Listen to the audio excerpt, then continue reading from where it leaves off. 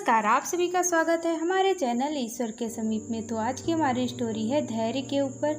जी हाँ दोस्तों, जीवन में किसी भी क्षेत्र में सफलता हासिल करने के लिए आपके अंदर धैर्य का होना बहुत ही ज़रूरी होता है। धैर्य के बिना आपका कुछ नहीं हो सकता। बिना धैर्य के ना तो आप सफलता प्राप्त कर सकते हो और ना ही आप अपने काम को बेहतर ढंग से कर पाते हो। ये कहानी भी धैर्य के बारे में ही है। तो श्री कृष्ण कहते हैं कि धैर्य होना अत्यंत आवश्यक है। जिस प्रकार यदि माली पेड़ को 100 घंटे से भी अधिक सींचता रहे तब भी फल मौसम आने पर ही लगेंगे, उसी प्रकार हमें अपने जीवन में किसी भी कार्य को करने में जल्दबाजी नहीं करनी चाहिए, क्योंकि जल्दबाजी करने से हमारे काम पूर्ण नहीं होते। उसी प्रकार एक व्यक्ति गांव में गड्ढा खोदने का काम कर रहा था। गांव में पानी की तंगी रहती थी, इसलिए गांव वालों ने उस व्यक्ति को गड्ढा खोदने के लिए बुलाया था ताकि गांव के लोगों को पानी की तंगी से मुक्ति मिल पाए। उस व्यक्ति ने गड्ढा खोदना शुरू कर दिया। उसने करीब 200 फीट का गड्ढा खोदा, किंतु उसे फिर भी पानी नजर नहीं आया। उस व्यक्ति ने गांव के सरपंच को परेशान होकर कहा कि यहाँ पर पानी नहीं है, इसलिए मुझे दूसरी जगह पर गड्ढा खोदना पड़ेगा।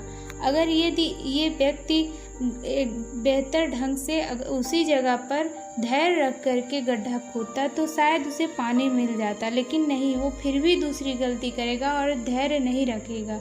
तो आगे की कहानी हमें कंटिन्यू करते हैं।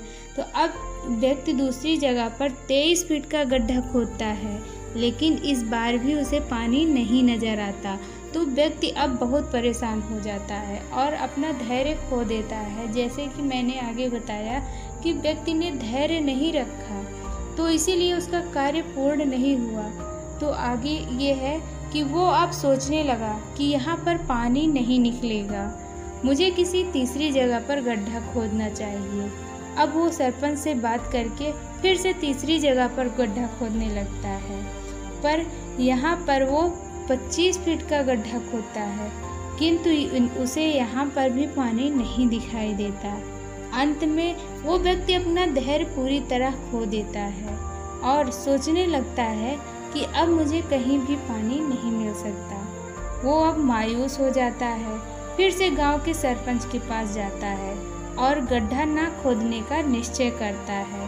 वो अपनी असफलता को स्वीकार करता है। तो इसी प्रकार हमें इस व्यक्ति से ये चीज़ ज़रूर सीखनी चाहिए कि इसने अपने जीवन में धैर्य नहीं रखा। उस कार्य को अगर करते वक्त उसने धैर्य रखा होता तो शायद उसका कार्य पहली बार में ही सफल हो जाता, लेकिन इस व्यक्ति ने अपने कार्य में करने में धैर्य नहीं रखा। तो अब इस प्रकार गांव के सरपंच को तो किसी भी तरह से अपने गांव में पानी की समस्या का निवारण लाना ही था, इसलिए वो कुछ दिनों बाद गांव के एक दूसरे व्यक्ति को एक जगह पर गड्ढा खोदने के लिए बुलाते हैं। उस दूसरे व्यक्ति ने लगातार ही एक ही जगह पर 30 फीट का गहरा गड्ढा खोदा और उसको पानी भी मिल गया।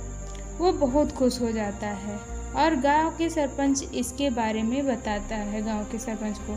तो सोचो, उस व्यक्ति ने इतना 3 बार में गड्ढा खोदा और उसे पानी नहीं मिला, परंतु इस व्यक्ति ने एक बार में ही गड्ढा खोदा, लेकिन इसे इसलिए मिला क्योंकि इसने धैर्य के साथ उस कार्य को पूर्ण किया। तो इसी प्रकार गांव के सरपंच ने उससे बताया और खुश होते हुए कहा कि उसे इसके बदले में पुरस्कार भी देंगे। पहला जो व्यक्ति था वो 3 अलग अलग जगहों पर कुल 68 फीट के गड्ढे खोदा है, लेकिन फिर भी उसे पानी नहीं मिलता है। दूसरा व्यक्ति धैर्य के साथ सिर्फ एक जगह पर 30 फीट की गड्ढा खोदता है और उसको पानी मिल जाता है। तो अगर पहले व्यक्ति ने सिर्फ एक ही जगह पर 30 फीट का गड्ढा खोद लिया होता तो शायद उसको पानी मिल सकता था, लेकिन उसने सफलता न मिलने के कारण अपना धैर्य खो दिया और बार बार अपने रास्ते को वो बदलता रहा।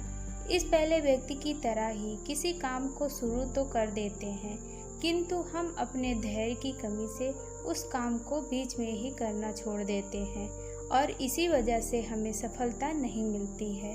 तो हमें इस व्यक्ति से ये एक बात तो ज़रूर सीखनी चाहिए कि अगर हम किसी भी कार्य को कर रहे हैं तो अगर हम उसे धैर्य से करेंगे तो वो कार्य ज़रूर पूरा होगा।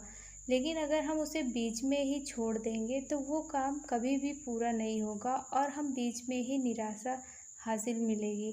तो इस कहानी से हमें ये चीज़ तो ज़रूर सीखनी चाहिए कि किसी भी कार्य को करने से पहले हमें ये चीज़ ज़रूर अपने मन में बना लेना चाहिए कि हमें उस कार्य को करने वक्त धैर्य